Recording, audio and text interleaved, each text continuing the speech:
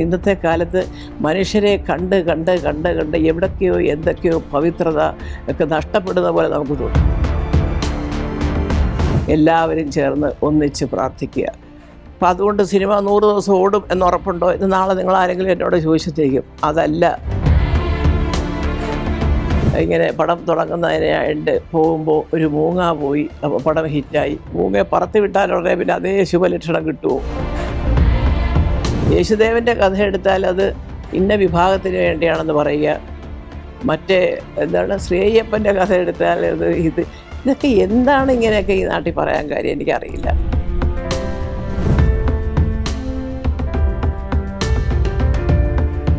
ഞാൻ ഇതിനു മുമ്പ് നിങ്ങളോട് സംസാരിച്ചപ്പോൾ നമ്മൾ ഇന്നത്തെ കാലത്തെ ഒരു പുതിയ ട്രെൻഡ് എങ്ങനെയാണെന്ന് വെച്ചാൽ നായകനേക്കാൾ വില്ലനെ ഇഷ്ടപ്പെടുന്ന ഒരു വലിയ പ്രേക്ഷക വിഭാഗം യുവതലമുറയിലുണ്ട്.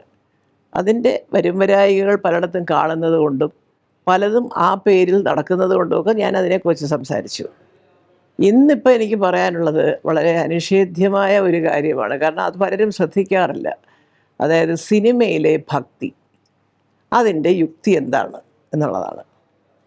കാലാകാലങ്ങളായിട്ട് ഞാനൊക്കെ ഏതാണ്ട് 40 വർഷത്തോളം 45 വർഷത്തോളം മുമ്പ് സിനിമയിൽ കയറി. ഇപ്പോൾ ഇന്ന് ഏതാണ്ട് 50 വർഷമായി ഞാൻ, സത്യം പറഞ്ഞാൽ 74 തൊട്ട്.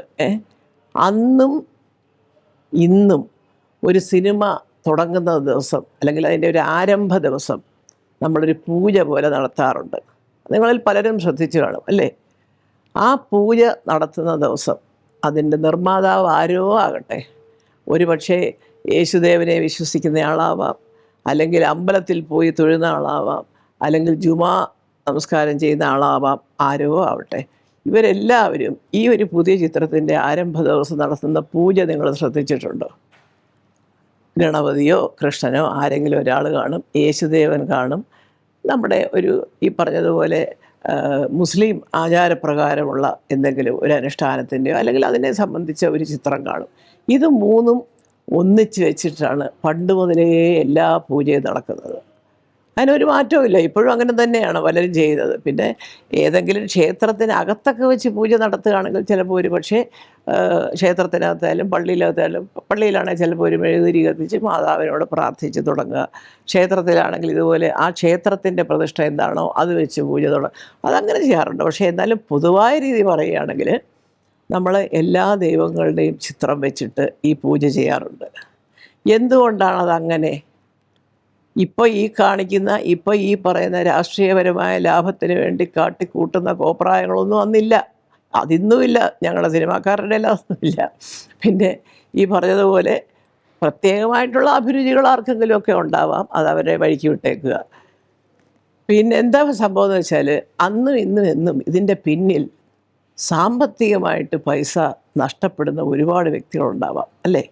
ഒരു പടം തുടങ്ങുമ്പം അതുപോലെ മറ്റൊരു ധാരണയുണ്ട്. ആദ്യം ഇന്ന ഷോട്ട് കാണിച്ചാൽ, ഇപ്പോൾ ഈ അടുത്ത കാലത്ത് നമ്മൾ എന്തോ ഒരു മൂങ്ങ പറന്ന കഥ കേട്ടല്ലോ. മറന്ന്. ഇങ്ങനെ പടം തുടങ്ങുന്നതിനായിട്ട് പോകുമ്പോൾ ഒരു മൂങ്ങ പോയി, അപ്പോൾ പടം ഹിറ്റായി. അപ്പോൾ അടുത്ത പടം വരുമ്പോൾ നമുക്ക് ഈ മൂങ്ങ ഇല്ലെങ്കിലും ഒരു മൂങ്ങയെ കൊണ്ടുവന്ന് പറപ്പിക്കാം എന്നൊക്കെ. ഇത് കഥയാണ് കേട്ടോ. ഇങ്ങനെയൊന്നും പറഞ്ഞത് ആരെങ്കിലും പറഞ്ഞു കാണുമെന്ന് ഞാൻ വിശ്വസിക്കത്തില്ല. മൂങ്ങയെ പറത്തി വിട്ടാലുടനെ പിന്നെ അതേ ശുഭലക്ഷണം കിട്ടുമോ? എന്നാൽ പിന്നെ എളുപ്പമുണ്ടായിരുന്നല്ലോ, ഓരോ മൂങ്ങയെ വാങ്ങിച്ച് വീട്ടിൽ നിർത്തിയാൽ പോരെ. അപ്പോൾ അതല്ല ഞാൻ പറയാൻ കാര്യം എന്താ വെച്ചാൽ, ഇതെന്തുകൊണ്ടാണെന്ന് വെച്ചാൽ നമ്മൾ അന്ന് എല്ലാവരും ഈ പൂജ ചെയ്യുന്നത് ഒരു ചിത്ര നിർമ്മാണം എന്ന് പറഞ്ഞാൽ ഒരു വലിയ ജോലിയാണ്. പണ്ടൊക്കെ ഒരു 10-35 ദിവസം കൊണ്ട് തീരും. ഇന്നും അങ്ങനെ തീർക്കുന്ന ചെറിയ ചിത്രങ്ങളുണ്ടാവാം, എനിക്കറിയില്ല. ഇന്ന് പക്ഷേ ഒരു നല്ല രീതിയിലൊരു സിനിമ പലയിടത്തും, ഇപ്പോൾ ഇന്ന് പാട്ടുകളൊക്കെ എടുക്കാൻ വിദേശത്ത് പോകും, ചിലപ്പോൾ ഒരു ഫൈറ്റ് എടുക്കണമെങ്കിൽ അതിന് വേറൊരു ലൊക്കേഷന് പോകും. ഇങ്ങനെ ഒരു വിശാലമായ ചിത്രീകരണം വന്ന ഒരു കാലഘട്ടത്തിൽ ഒരു 10-90 ദിവസം അല്ലെങ്കിൽ 10-75 ദിവസമെങ്കിലും മിനിമം എടുക്കും ഒരു പടം നന്നായിട്ട് ഷൂട്ട് ചെയ്ത് തിരിച്ചു കൊണ്ടുവരാനായിട്ട്. അപ്പോൾ ഇത്രയും ഒരു പൈസ മുടക്കി ഒരു നിർമ്മാതാവ് ഒരു പടം എടുക്കുമ്പോൾ അതിനകത്ത് ഒരു പക്ഷേ നിർമ്മാതാവ് യേശുദേവനെ വിശ്വസിക്കുന്ന ആളാണെങ്കിൽ എഴുതുന്ന ആൾ ഒരു പക്ഷേ ഒരു മുസ്ലിം സമുദായത്തിൽപ്പെട്ട ആളായിരിക്കാം, ഗാനം എഴുതുന്നയാൾ ഹിന്ദു സമൂഹത്തിൽപ്പെട്ട ഒരാളായിരിക്കാം. ഇതെല്ലാം കഴിഞ്ഞ് അഭിനയിക്കുന്നവരിൽ എല്ലാ നാനാജാതി മതസ്ഥരുണ്ടാവാം. അപ്പോൾ എല്ലാവരുടെയും പ്രാർത്ഥന എന്താ?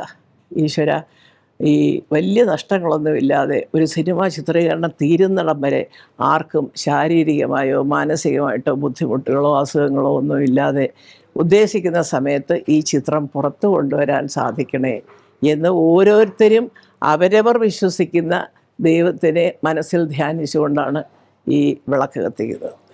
അവിടെ വിളക്കെന്ന് പറയുന്നത് അതിനകത്തൊരു ഹിന്ദു ആചാരമായിട്ട് കാണരുത്. മെഴുകുതിരി കത്തിച്ചാലും മതി, വിളക്ക് കത്തിച്ചാലും മതി, എന്തായാലും ഒരു തിരി നാളം അവിടെ ഉണ്ടായിരിക്കുക. അപ്പോൾ ഓരോരുത്തർക്കും ഓരോ പ്രാർത്ഥനയായിരിക്കും തീർച്ചയായിട്ടും. കാരണം എന്താ വെച്ചാൽ ഒരു പക്ഷേ നിർമ്മാതാവ് വിചാരിക്കുന്ന ദൈവമേ കയ്യിൽ ഇത്രയും കാശൊക്കെ ഇതെല്ലാം കയ്യിൽ നിന്ന് ഇങ്ങനെ ബാങ്കിലിട്ട് കൊണ്ടുവന്നതല്ലല്ലോ, പല രീതിയിൽ കൂടെ അവരുണ്ടാക്കുന്നതായിരിക്കാം അല്ലേ. ചിലപ്പം ഈ ഡിസ്ട്രിബ്യൂട്ടർ എന്ന് പറഞ്ഞ് ഇത് വിതരണാവകാശം ഏറ്റെടുക്കുന്നവർ ആദ്യം കുറച്ച് പൈസ കൊടുക്കും, ഗാനങ്ങൾ എടുക്കുന്നവർ കുറച്ച് പൈസ അഡ്വാൻസ്. അപ്പോൾ ഇതെല്ലാം കൂടെ ചേർത്ത് വെച്ച് പടം എടുക്കാൻ തുടങ്ങുമ്പോൾ തടസ്സങ്ങളൊന്നുമില്ലാതെ ഈ പടം പുറത്തു കൊണ്ടുവരണം. ഇവർക്കൊക്കെ കൊടുക്കാനുള്ള കടങ്ങളെല്ലാം തീർന്നു കിട്ടണം. ഒപ്പം എനിക്കും എൻ്റെ കുടുംബത്തിനും ജീവിക്കാനുള്ളത് എന്തെങ്കിലും കൂടെ ഇതിൽ നിന്ന് കിട്ടണം. ഇത് സ്വാഭാവികമല്ലേ. ഒരു ഒരു 10ാം ക്ലാസ്സിലെ പരീക്ഷ എഴുതാൻ പോകുമ്പോൾ അച്ഛനമ്മമാർ പറഞ്ഞു തരും, മോനെ ആ പള്ളിയിൽ കയറി ഒരു തിരി കത്തിച്ചേരെ, അല്ലെങ്കിൽ അമ്പലത്തിലിട്ടൊരു തേങ്ങ അടിച്ചിട്ട് വെക്കോ. ഇതൊക്കെ പറഞ്ഞു തരുന്നത് എന്തുകൊണ്ടാണ്? ഒരു ദൈവീക അനുഗ്രഹം ഉണ്ടാവട്ടെ ഒരു നല്ല പ്രവൃത്തിക്ക് ഇറങ്ങുമ്പോൾ, അല്ലെങ്കിൽ നമുക്ക് ഇഷ്ടപ്പെട്ട ഒരു ജോലി ചെയ്യാൻ പോകുമ്പോൾ, അല്ലെങ്കിൽ ജീവിതത്തിലെ പ്രധാനപ്പെട്ട ഒരു വഴിത്തിരിവാകാൻ പോകുന്ന ഒരു പരീക്ഷയ്ക്ക് പോകുമ്പോൾ, ഇതിനൊക്കെ ഒരു ഈശ്വരാധീനം ഉണ്ടാവട്ടെ എന്ന് ചിന്തിക്കുന്നതൊന്നും മതഭിന്നതായതുകൊണ്ടോ രാഷ്ട്രീയ ഭിന്നതായതുകൊണ്ടോ അല്ല. ഞാനങ്ങനെ അമ്പലത്തിൽ നിന്ന് പോകുന്ന ആളല്ല, ഞാൻ ദൈവവിശ്വാസിയല്ല എന്നൊക്കെ പലരും ഡയലോഗൊക്കെ അടിക്കും. അതൊക്കെ ചുമ്മാതാ. അവർ പോയില്ലെങ്കിൽ അവരുടെ വീട്ടുകാർ പോവും. ഇതാണല്ലോ ഇവിടെ നടക്കുന്നത്. അപ്പോൾ അതിനകത്ത് ഇപ്പം ദൈവം പറയുന്നില്ല നീ തന്നെ വന്ന് എൻ്റെ മുമ്പിൽ നിൽക്കണം, ഒരു ദൈവവും പറയത്തില്ല, ഒരിക്കലും പറയത്തില്ല.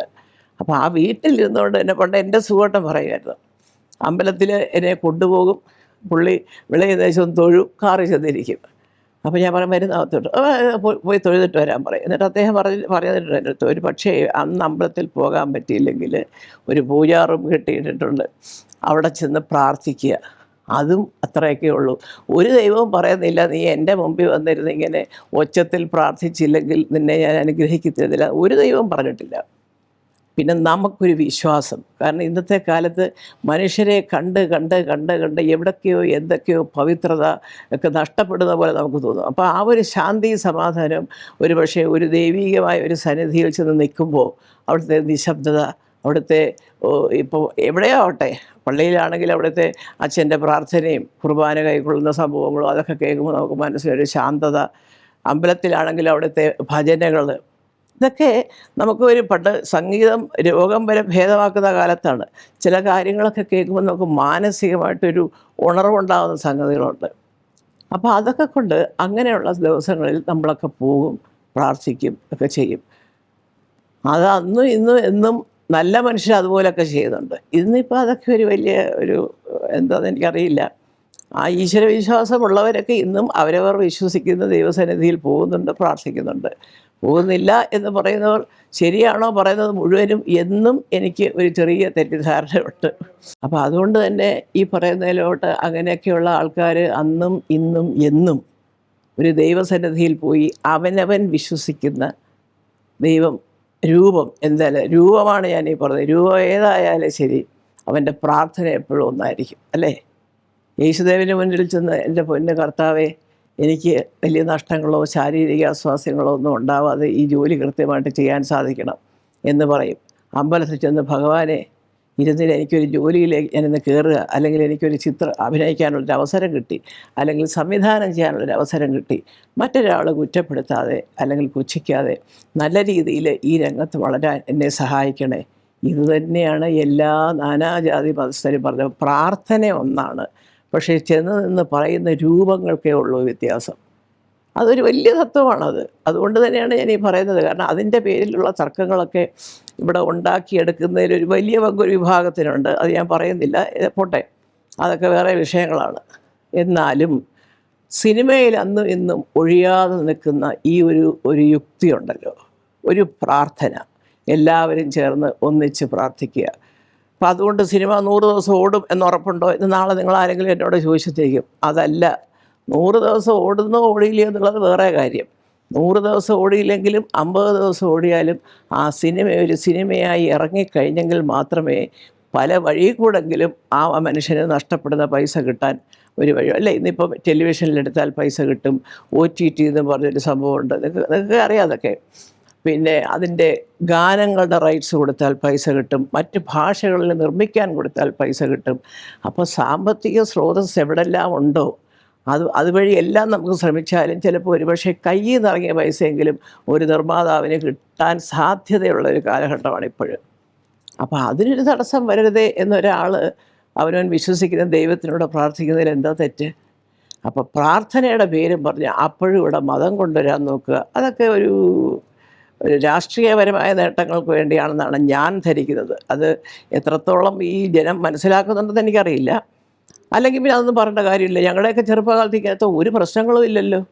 ഇങ്ങനെ ഇമാതിരി ഇതിൻ്റെ പേരിലൊക്കെയുള്ള ഒരു കൂട്ടരെ പറയാൻ തുടങ്ങിയാൽ പിന്നെ എല്ലാ കൂട്ടരും എല്ലാവരെയും പറയും, അത് സ്വാഭാവികം. അപ്പോൾ അതുകൊണ്ടാണ് ഞാൻ പറയുന്നത്, ഈ യുക്തിയും ഭക്തിയും അത് വളരെ പ്രധാനപ്പെട്ടൊരു സംഭവമാണ്. സിനിമാ ഫീൽഡിൽ ഭക്തി ഉണ്ട്. അത് എങ്ങനെ, എവിടെ, എന്തിന് എന്നൊക്കെ ചോദിച്ചാൽ ഒറ്റ കാരണമേ ഉള്ളൂ: എല്ലാം ഭദ്രമായിരിക്കണം, എല്ലാം സുരക്ഷിതമായിരിക്കണം. അതാണ് ആ ഭക്തിയുടെ മുഖ്യ കാരണം.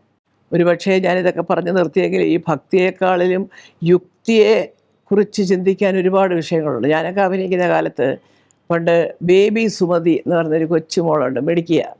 അത് കഴിഞ്ഞ് നമുക്ക് ശാലിനിയെ കിട്ടി. അപ്പോൾ സുമതി ഇന്ന് വലിയ അമ്മയായി.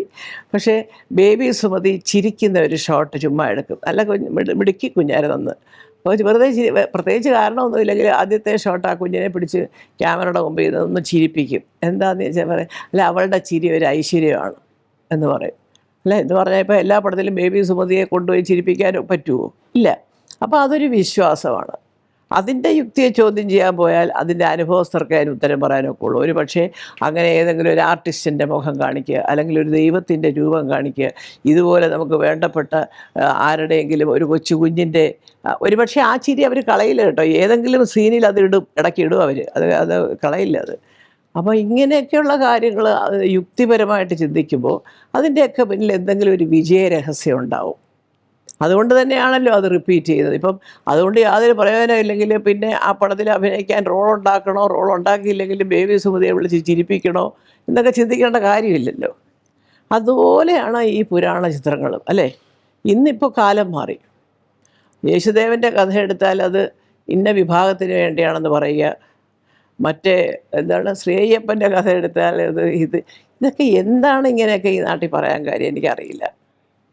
ഇതൊക്കെ എത്രയോ കാലങ്ങളായിട്ട്, അല്ലേ, ആയിരക്കണക്കിന് വർഷങ്ങളായിട്ട് നമ്മളൊക്കെ കേട്ട്. ഇപ്പോൾ എനിക്കറിയില്ല ശ്രീകൃഷ്ണൻ്റെ കയ്യിൽ ഓടക്കുഴ ഉണ്ടായിരുന്നോ, അല്ലേ അതുണ്ടായിരുന്നല്ലോ. പക്ഷേ എങ്ങനെയാണ് നമുക്ക് അച്ഛനും അമ്മയും നമ്മുടെ ജന്മനാ നമുക്ക് ചില കാര്യങ്ങൾ പറഞ്ഞു തരും.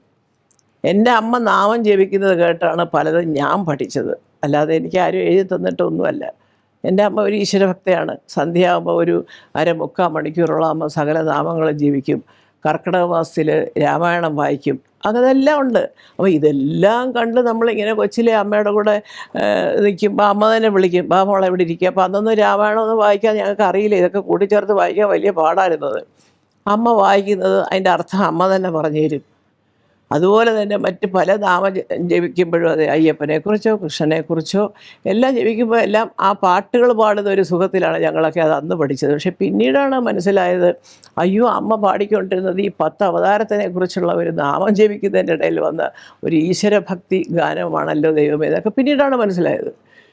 അപ്പോൾ എന്ന് പറയുന്ന പോലെ അത് ഈ പുരാണ ചിത്രം എടുക്കുമ്പോഴും ഒരു ധാരാളം ലക്ഷക്കണക്കിന് ആൾക്കാർ വന്നു പോകുന്ന ഒരു തീർത്ഥാടന കേന്ദ്രം എന്ന് പറഞ്ഞാൽ അത് ജനത്തിന് അതിൻ്റെ കഥകളറിയാൻ, ചരിത്രം അറിയാനൊക്കെ താല്പര്യമുള്ളവരുണ്ട്.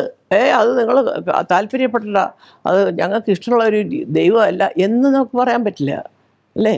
നിസ്സാരത. ഇപ്പം ഞാനിവിടെ എറണാകുളത്ത് താമസം, എൻ്റെ അടുത്താണ് മലയാറ്റൂർ പള്ളിയിൽ നിങ്ങൾ കണ്ടിട്ടില്ലേ കുരിശുമായിട്ടൊക്കെ കയറുന്നത് എത്രയോ ആൾക്കാർ. അപ്പോൾ അവരുടെയൊക്കെ മനസ്സിൽ എന്തെങ്കിലുമൊക്കെ ഈശ്വര ദൈവം തമ്പുരാനെ കർത്താവെ ഞങ്ങളെ അനുഗ്രഹിക്കണേ, ഞങ്ങൾക്കായിട്ട് ഉള്ള ഒരു ഈ പറഞ്ഞതുപോലെയുള്ള വേദനകൾ അങ്ങ് ഏറ്റെടുക്കണം എന്ന് പറഞ്ഞ് കുരിശും ചുമന്ന് കയറുന്ന എത്രയോ ആത്മാർത്ഥമായി പ്രാർത്ഥിക്കുന്നവരുണ്ട്.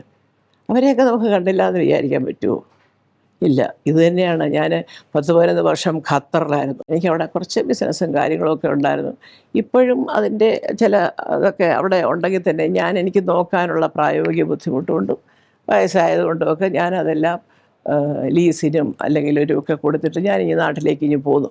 അവിടെ വരുന്നതെല്ലാം തന്നെ എല്ലാം ഇപ്പം അയ്യോ നമ്മുടെ വലിയ ചേച്ചിയുടെ ഒരു ഹോട്ടലാണല്ലോ, കുഞ്ഞിൻ്റെ ബർത്ത്ഡേ, വിവാഹ വാർഷികം, അല്ലെങ്കിൽ മറ്റു കുടുംബത്തിൽ നടക്കുന്ന എന്തെങ്കിലും വിശേഷം, ഇതെല്ലാം ആഘോഷിക്കാൻ എൻ്റെ ഹോട്ടലിലുള്ള ഹാളാണ് പലപ്പോഴും പലരും ബുക്ക് ചെയ്തത്. പിന്നെ എൻ്റെ സ്പോൺസർ, അദ്ദേഹം അവിടുത്തെ ഏറ്റവും അറിയപ്പെടുന്ന ഒരു വലിയ വ്യക്തിയാണ്.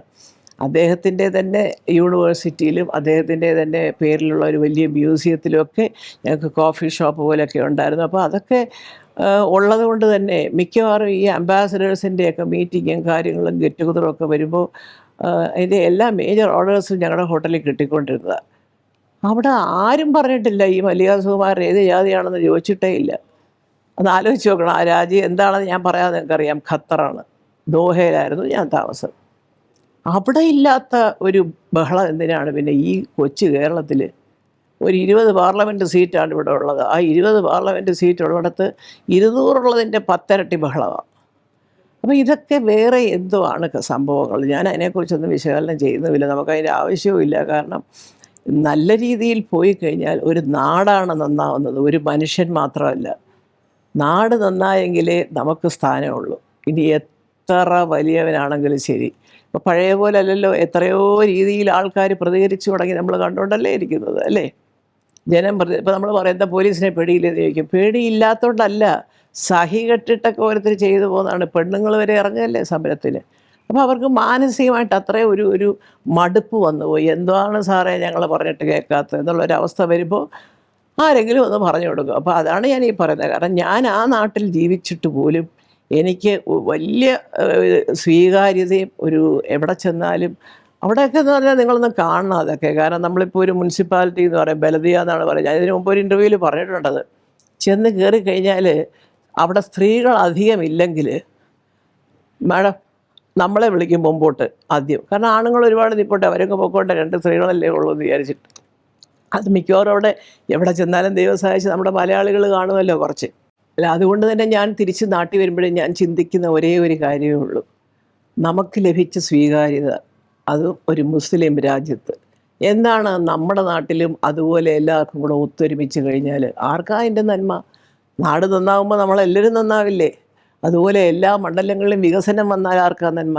നമ്മുടെ കുഞ്ഞുങ്ങൾക്കാണ്, വളർന്നു വരുന്ന തലമുറയ്ക്കാണ്. പക്ഷേ അതുപോലെ പ്രാവർത്തികമാക്കാൻ ഈ പ്രകടന പത്രിക ഇറക്കുന്ന രാഷ്ട്രീയ പാർട്ടികൾക്ക് സാധിക്കണം. പത്രിക ഇറക്കി പിന്നെ അടുത്ത 5 കൊല്ലം പിന്നെ അവരവരുടെ വഴിക്കൊന്നും പോകരുത്. അവിടെയാണ് നമുക്കൊക്കെ ഒരു വിഷമം തോന്നുന്നത്.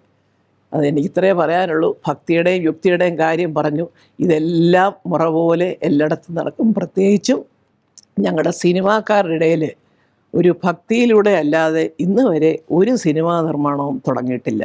അത് തന്നെ വലിയ മഹാകാര്യം. ഈശ്വരോ രക്ഷതു.